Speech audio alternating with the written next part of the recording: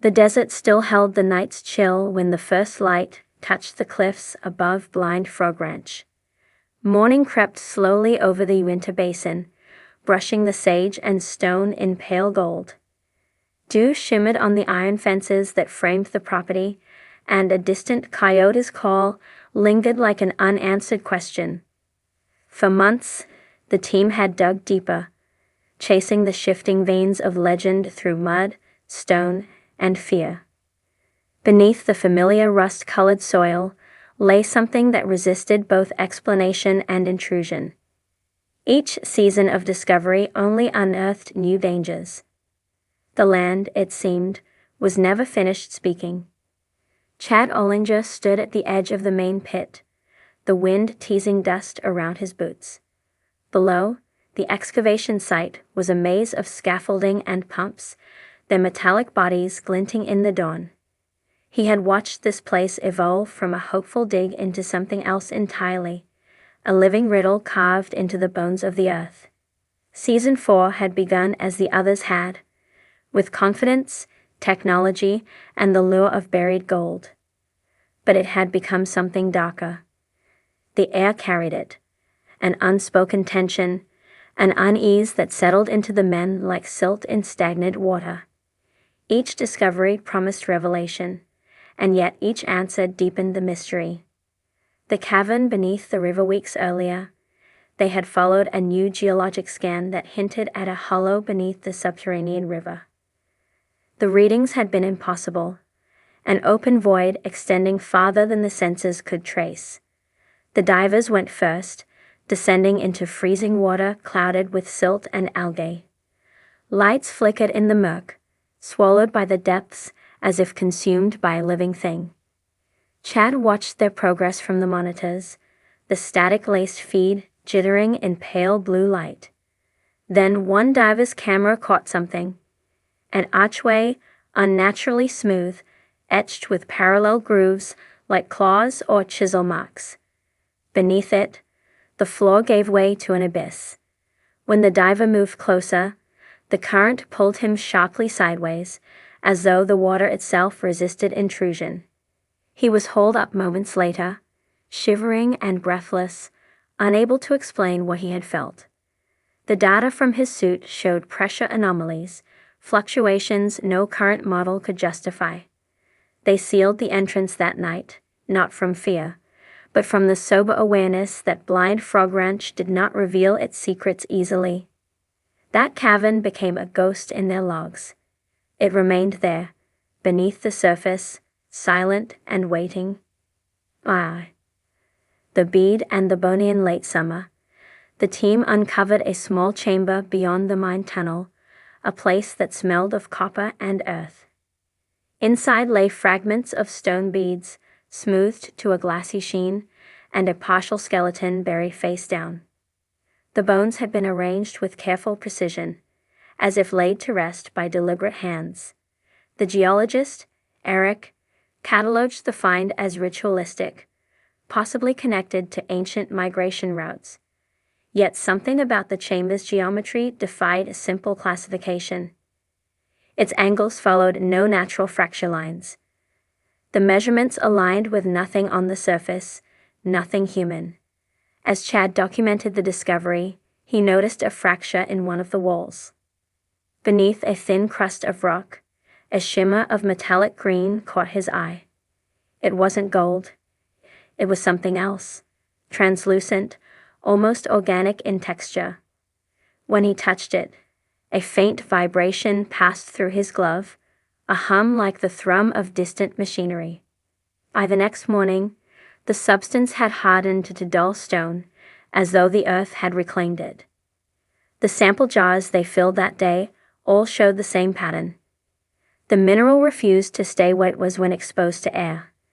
The lab reports, weeks later, came back inconclusive. The composition didn't match any cataloged mineral.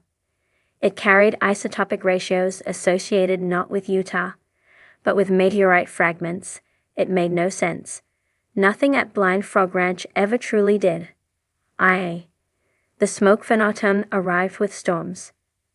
Lightning crawled across the sky in ragged veins, and the drilling rigs trembled in the wind. One afternoon, as they tested a seismic pulse at the bead site plateau, the ground exhaled.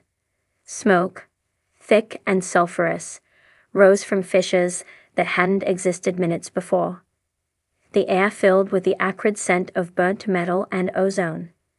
The readings spiked, and the equipment malfunctioned in cascading errors. When the smoke cleared, they saw that the vents had formed a perfect arc, mirroring the layout of the underground river. Nature could mimic geometry, but this was too precise. Later analysis revealed heat signatures still emanating from those cracks long after the event. Yet there was no residual burn, no source of combustion. It was as if the land had briefly awakened, breathed once, and gone still again. From that day, the team kept their distance from the plateau at night. The smoke returned at random, thin streams that curled into the moonlight, and vanished. Placed around the vents showed nothing unusual, except for one night when the fee flickered. For 2 frames only, a shadow crossed the lens, tall and narrow, with a faint outline that bent light around it. 2 frames were not enough for proof, but they were enough for memory. The guardian in the trees beyond the excavation zone, where the pines thickened toward the foothills, lay the boundary between Blind Frog Ranch and Skinwalker territory. Locals spoke of watchers there, figures glimpsed between branches, eyes reflecting amber in the night. The crew treated such tales with the same wary respect they gave the land's unstable faults. Folklore, superstition, magnetic anomalies. Whatever it was, it did not belong to them. Yet one evening, when the power grid failed, a motion alarm triggered near the tree line. The infrared sensors showed a figure standing still for several minutes before fading from view. The next morning, they found impressions in the dirt. The prints were deep, as if made by something heavy. But the stride was wrong. Too long.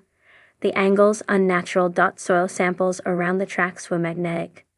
The compass needles twisted when brought near. Theories surfaced. Ferrous contamination, static discharge, pranks. Chad wrote the event into his log and moved on. But the photographs remained on his desk, edges curling from the heat of his lamp. He looked at them often, not for proof, but for understanding. Whatever guarded Blind Frog Ranch, it was patient.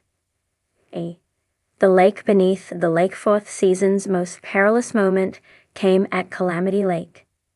The water, cold and opaque, had been mapped a dozen times.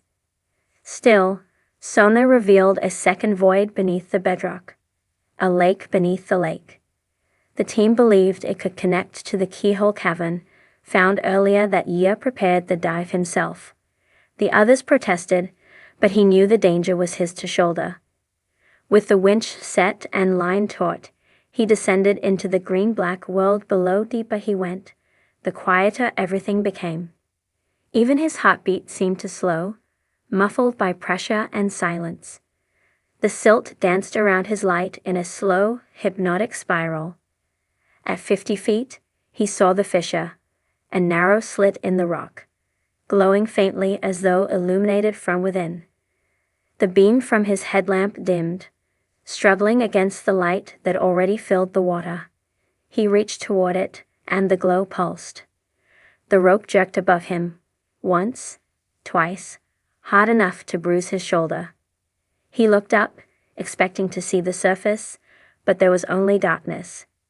Then the light disappeared. When they pulled him up, he had no memory of ascending. His tank was half full, his gauges steady, but his helmet camera showed only static, except for one frame. It captured an image of the fissure, still glowing. Within it, shapes hovered, circular patterns, like engravings in motion. They resembled eyes, half-lidded and watching. That footage never aired. Some mysteries resist television. The Eye. The Fault awakens. The final phase of Season 4 began when seismic monitors recorded tremors beneath the western ridge. Small at first, then escalating. At the same time, magnetic readings near the main pit began to fluctuate wildly, enough to scramble drones and erase data cards. Lights danced across the sky, white orbs that hovered before vanishing. The crew worked under urgency, racing the instability. The earth groaned as if restless beneath their feet. One evening, while lowering new equipment into the shaft, the cable seized. The winch screamed, then went dead. Below, in the darkness, something moved. The sensors registered displacement, not air or water, but solid mass, an object 30 feet long sliding through the chamber. When they peered into the pit with spotlights, they saw a ripple in the mud that traveled like a wave, vanishing into the tunnel beyond. The tremors stopped immediately afterward. No one mentioned the word alive, but it hovered unspoken between them. EI. The discovery that wasn't winter arrived. They sealed the tunnels and archived the data. Reports were written, samples stored.